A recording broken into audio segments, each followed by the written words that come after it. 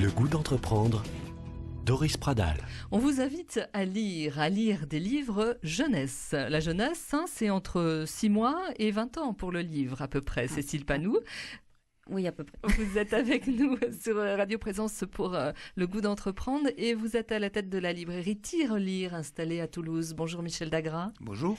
Michel, première question à notre invité. Vous êtes un de nos référents éthiques pour le goût d'entreprendre. La lecture jeunesse, le monde de la librairie, Michel. J'étais sensible à ce que vous disiez à propos du conseil et de l'écoute.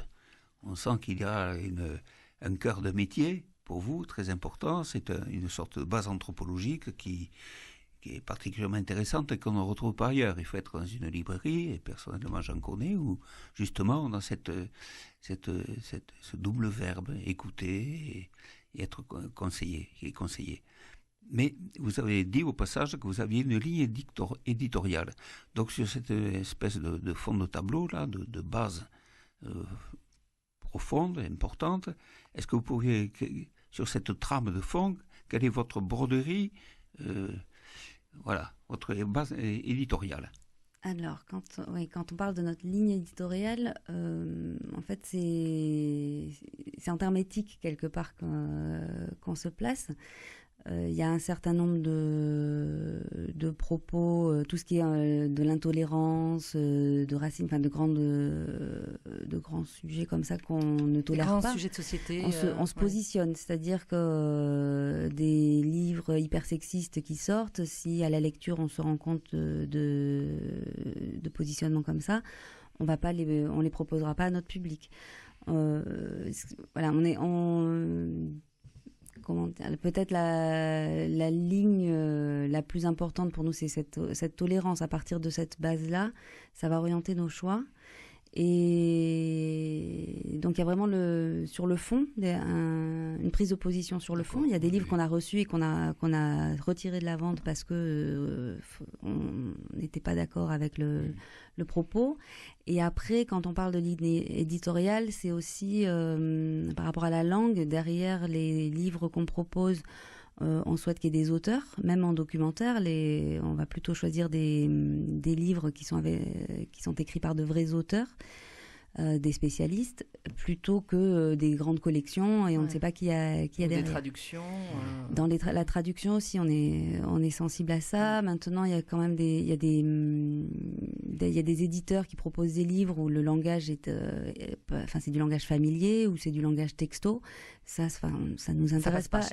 Ça ne nous intéresse pas de le proposer parce que les enfants qui lisent, les familles, toutes les personnes qui prennent le temps et qui sont toujours disposées à lire, mais on veut leur proposer une vraie belle langue française qui existe. D'accord, donc j'imagine que les choix ne doivent pas être toujours faciles, parce que les frontières entre ce qui est excessif en termes d'intolérance, d'hypersexisme et autres, et puis et langue qui ne correspond pas du tout à la culture dans laquelle on baigne, et puis ce qui est bien, pour prendre un mot facile, ça doit être un peu flou. D'autant que vous avez finalement contact avec, vous aviez dit tout public, mais c'est dans deux directions. Vous avez un public qui se diversifie par l'âge, des tout petits aux ados, etc., et peut-être aux adultes après, mais vous avez aussi le public qui est un public qui se diversifie par des options idéologiques, politiques, religieuses, etc. Donc là, vous devez marcher quand même sur les charbons ardents de temps en temps. Alors parfois, ça arrive parfois.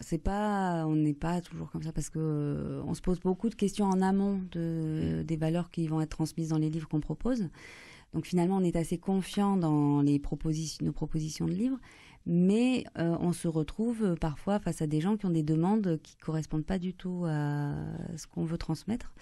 Et là, ça devient compliqué. C'est ça, ce qu'on veut transmettre, c'est ça qui est important. Je vous demande pas de le déployer là, mais on se rend compte. Et après, alors ça c'est aussi l'identité des librairies. Pourquoi il y a autant de librairies qui peuvent exister? Parce que chaque librairie a sa propre identité. C'est là-dedans qu'on revendique l'indépendance, notre indépendance. Ombre blanche ne vous fait pas de l'ombre. On n'est pas sur, on n'était pas sur le même. Pas exactement. On n'a pas la même façon de travailler. Okay.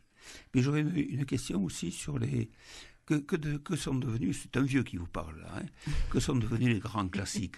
La Comtesse de Ségur, Le Grand Moll, les livres de Jules Michel, Verne, en fait. Jules Verne, ceux qui ont bercé mon enfance et mon adolescence. Voilà. Alors, ces livres-là sont toujours sur nos étagères, on les propose toujours. Il y a quand même une demande Vous me pour faites ça. du bien.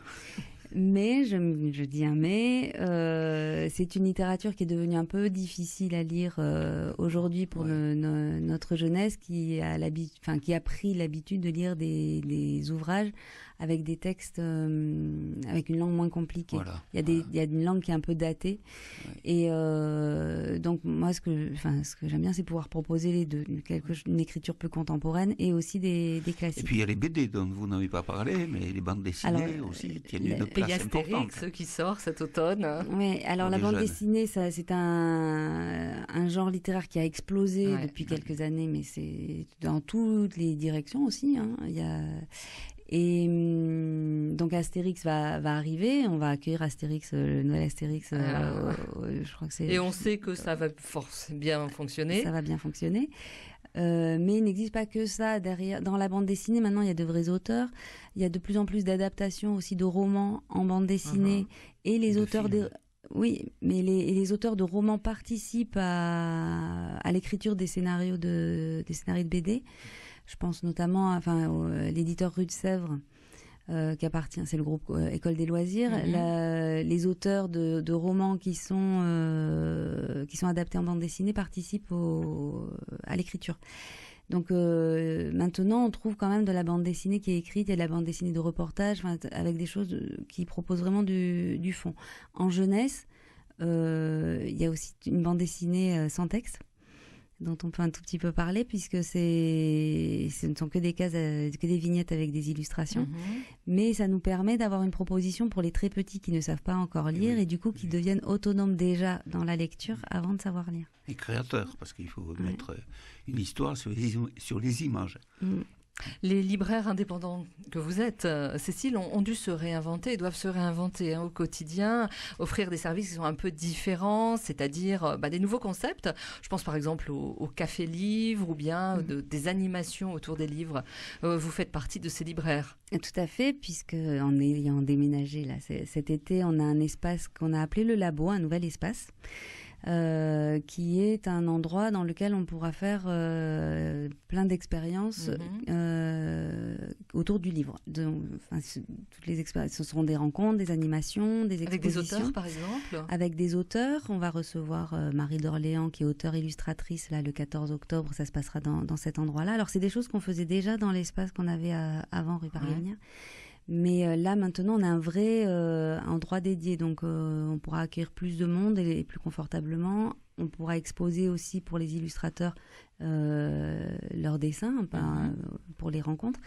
Et on fait aussi beaucoup d'ateliers. Il y a un nouvel atelier là, qui a démarré hier, qui est intitulé « Méditer pour mieux lire », fait par quelqu'un qui donne des séances de méditation dans les écoles. Et là, elle avait vraiment envie de faire quelque chose autour du livre à la librairie. Et là, le premier cycle, c'est pour les enfants du primaire.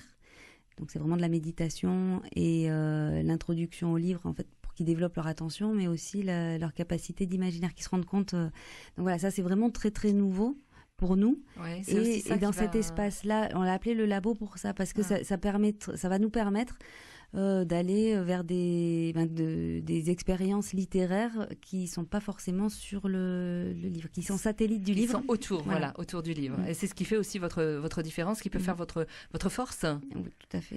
Il faut absolument être dans ces créneaux-là. On peut terminer là-dessus sur l'emploi en librairie. Alors, libraire, il y a une formation particulière ?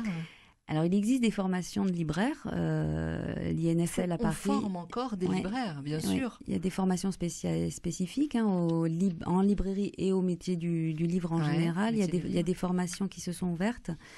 Quand